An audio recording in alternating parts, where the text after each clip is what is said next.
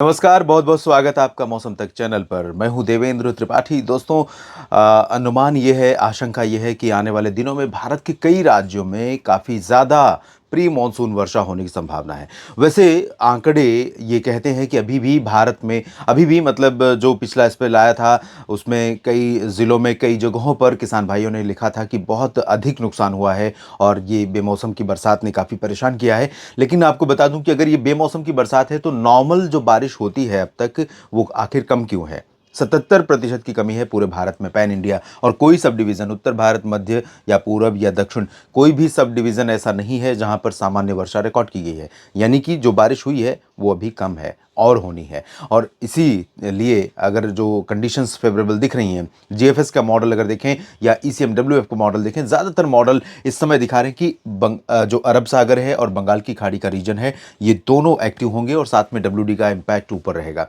W D यानी पश्चिमी विक्षोभ, और उसके चलते उसके प्रभाव से प्रेरित चक्रवाती हवाओं का क्षेत्र रहेगा और ये सिस्टम के साथ साथ ट्रफ बनेंगी जो दोनों तरफ से मॉइस्चर को लेकर के ऊपर पहुंचेंगी। तो यहाँ से भी मॉइस्चर आएगा और यहाँ से भी नमी पहुंचेगी। तो ये जो नमी होगी ये भारत के कई राज्यों पर काफ़ी ज़्यादा बारिश देने वाली है, ऐसा लग रहा है।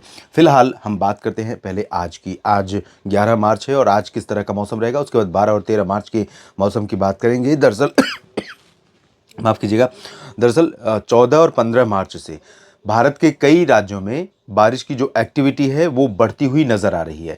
तो शुरू में ही मैं आपको अगले 3 दिनों की बात करूं, उससे पहले मैं आपको अलर्ट कर दूं कि अगर खेतों में आपकी खड़ी फसल पक चुकी है, तैयार है, तो आपके पास 2-3 दिन का मौका है। इसमें जल्दी से निपटाने का प्रयास करें, उसको शेड में रखने की कोशिश करें, उसको कटाई करने के बाद, ताकि बारिश के पानी से या बारिश की आफत से उसको नुकसान ना पहुंचे।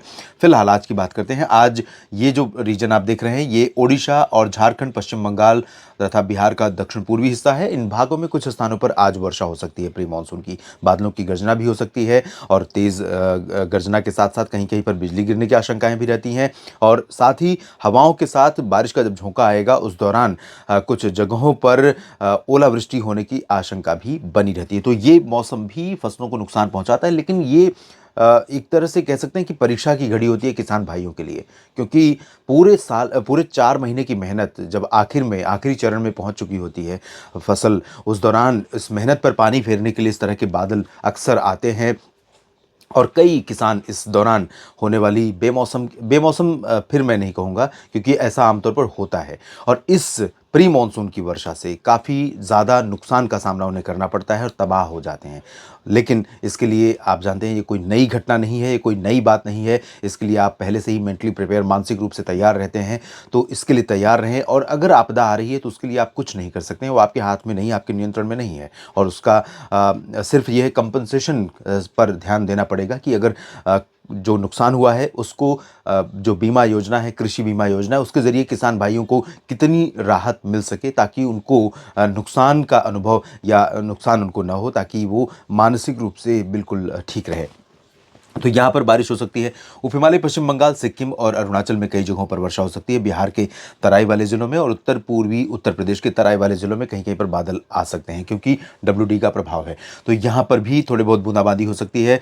किशनगंज से लेकर पूर्णिया, अररिया, पूर्णिया और पश्चिमी चंपारण के बीच में कहीं कहीं पर बूंदाबांदी हो सकती है। इसके अलावा थोड़े बहुत चांसेस यहाँ साउथ में है, साउथ तमिलनाडु और केरल के कुछ हिस्सों में, क्योंकि बंगाल की खाड़ी का दक्षिणी हिस्सा जो है और अरब सागर का दक्षिणी हिस्सा भूमध्य रेखा के बीच में, यहां पर आप देख सकते हैं किस तरह की सक्रियता बनी हुई है। और ये सक्रियता अगर भारत के लैंड रीजन पर पहुंची, जैसा कि अनुमान है, तो तमाम इलाकों में साउथ से लेकर सेंट्रल, उत्तर, पूरब, तमाम राज्यों में कई जगहों पर मध्यम से भारी बारिश हो सकती है, मध्यम से तेज वर्षा हो सकती है। फिलहाल यहाँ पर आप देख सकते हैं राजस्थान, गुजरात, मध्य प्रदेश, उत्तर प्रदेश, महाराष्ट्र, छत्तीसगढ़ और तेलंगाना, कर्नाटक, इन सभी भागों में, आंध्र प्रदेश, इन सभी भागों में ड्राई वेदर आज नज़र आ रहा है। बारिश की उम्मीदें नहीं है। आपको बता दूं कि यहाँ पर फलौदी और बाड़मेर, जैसलमेर से लेकर गुजरात में सूरत, वलसाड़, नवसारी समेत मुंबई और कर्नाटक में कारवार तक तमाम इलाकों में, केरल में कोट्टायम तक तापमान जो है वो 37-38 डिग्री रिकॉर्ड किया गया है पिछले 24 घंटों में। और ये कंडीशन सर्कुलेशन वेस्टर्न घाट पर बनी रहेगी। वेस्टर्न घाट के साथ-साथ जो रेगिस्तानी क्षेत्र है पश्चिमी राजस्थान का, यहाँ पर भी तापमान काफ़ी ज़्यादा आज भी रिकॉर्ड किए जाएँगे। महाराष्ट्र में, विदर्भ में, भंडारा, गोंदिया, नागपुर और आसपास के इलाकों में भी कई जगहों पर तापमान जो है सामान्य से अधिक रिकॉर्ड किया जाएगा।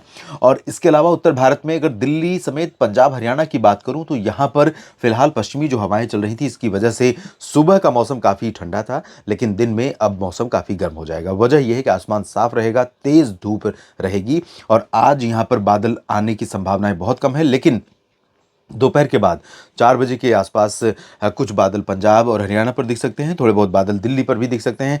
तो तब तक तो गर्मी अपने चरम पर पहुंच चुकी होगी। उसके बाद अगर बादल आते भी हैं तो कोई बहुत ज़्यादा अंतर मौसम में नहीं आएगा, लेकिन बादल आएंगे तो तापमान ज़रूर नीचे जाएगा, क्योंकि धूप की सीधी जो किरणें हैं वो कम हो जाएंगी, उनका प्रभाव कम हो जाएगा। हिमाचल और उत्तराखंड में आज थोड़ी बहुत वर्षा रिकॉर्ड की जा सकती है। ये रही आज की स्थिति 11 मार्च की। और अब बताते हैं आपको 12 मार्च को कैसा मौसम रहेगा।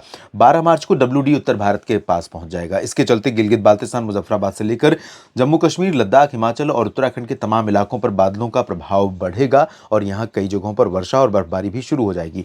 निचले इलाकों में पंजाब और हरियाणा पर भी इसके प्रभाव से जो सर्कुलेशन डेवलप होगा, लगभग यहां पर पश्चिमी राजस्थान एडजॉइनिंग पाकिस्तान के ऊपर ये अरब सागर से मॉइस्चर इस तरह से खींचना शुरू करेगा और यहां पर ले आएगा। तो पंजाब और हरियाणा पर बादल आने शुरू होंगे और धीरे धीरे राजस्थान के पश्चिमी भागों पर बादल, चूरू, गंगानगर, बीकानेर, बाड़मेर, जैसलमेर, जोधपुर और यहाँ कच्छ में, साथ ही साथ सौराष्ट्र के तमाम इलाकों पर बादल आने शुरू होंगे। और उसके बाद धीरे धीरे ये बादल मूव करेंगे पूरब की तरफ। और जब बादल मूव करना शुरू करेंगे पूरब की तरफ, पंजाब से लेकर जो राजस्थान और गुजरात तक का रीजन है, तो ये धीरे धीरे दिल्ली, पंजाब, हरियाणा के बाकी हिस्से, पूर्वी राजस्थान, उत्तर प्रदेश के कुछ दक्षिण पूर्वी क्षेत्र, दक्षिण पश्चिमी क्षेत्र, पश्चिमी मध्य प्रदेश और महाराष्ट्र के अधिकांश इलाके इन बादलों के दायरे में आ जाएंगे कल 12 मार्च को। और धीरे धीरे बादल बढ़ते ही रहेंगे, बादलों का प्रभाव बढ़ता ही रहेगा।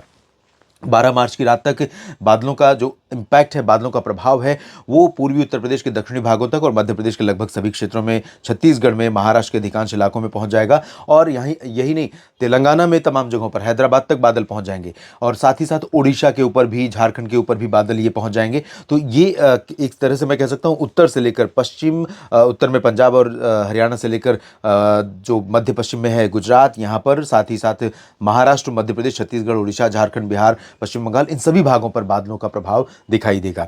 लेकिन 12 मार्च को बारिश की ज़्यादा उम्मीदें नहीं है।